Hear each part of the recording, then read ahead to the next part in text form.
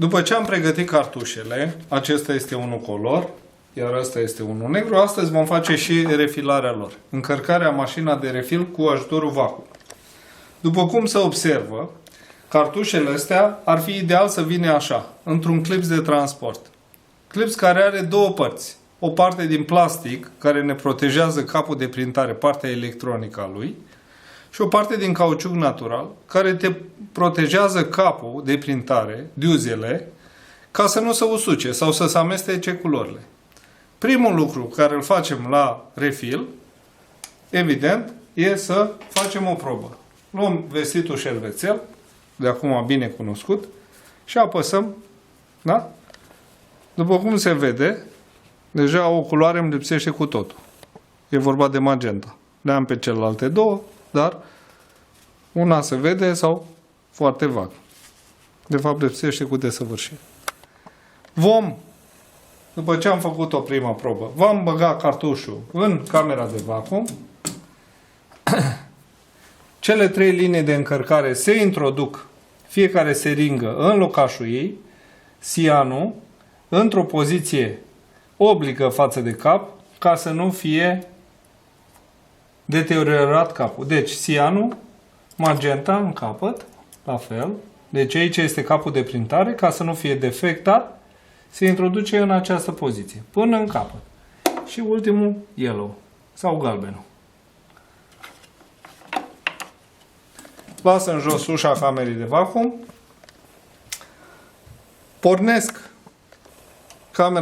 mașina de refil cu acest comutator pe close, adică am închis camera de vacuum, îi dau drumul pompei de vacuum, apăs un pic. După cum se observă în cameră, deja se formează vacuum. Ideal este minus 0,65 de bari. Este vacuumul, sau 520 de tori. Este vacuumul ideal pentru a încărca cartușele de cerneală.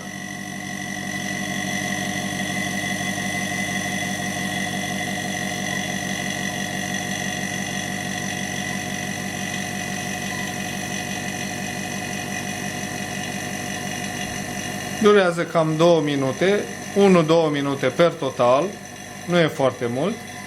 Ideal este să avem o calitate deosebită a refilului.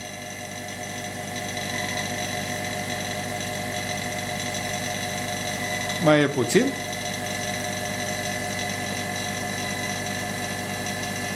Când s-a ajuns la minus 0,65 bari, vacuum, închid camera de pompa de vacuum, el se menține, iar cu ajutorul robinețelor cu 3 căi punem cerneala în seringă. Seringa e folosită doar pentru măsurare, la un HP22, care este acest cartuș, intră cam 3-4 ml. Cum deja are ceva cerneală, o să punem câte 3 ml și 4 la magenta. Da? Deci la magenta, care nu avea deloc, o să punem 3 ml, 4 ml. Și pe urmă rotim, astfel încât cerneala noastră din seringă intră direct în cartuș. Când a intrat și ultima picătură,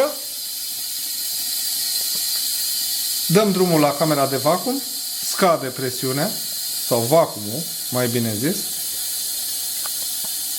Nu pot să ridic, nu am cum. Așteptăm.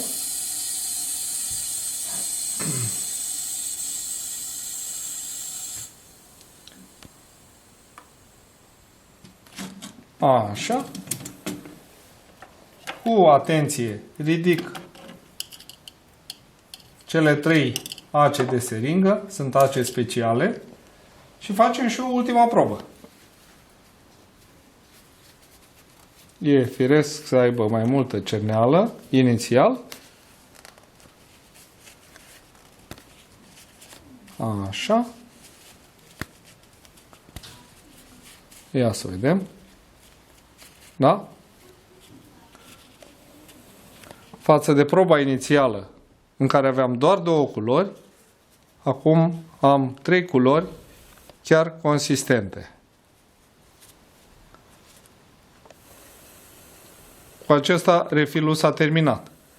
O singură vorbă vreau să vă mai spun. Acest clip de transport, dacă vine împreună cu cartușul, e ideal, așa cum spuneam. Sunt clienți, în schimb, care vin cu aceste cartușe.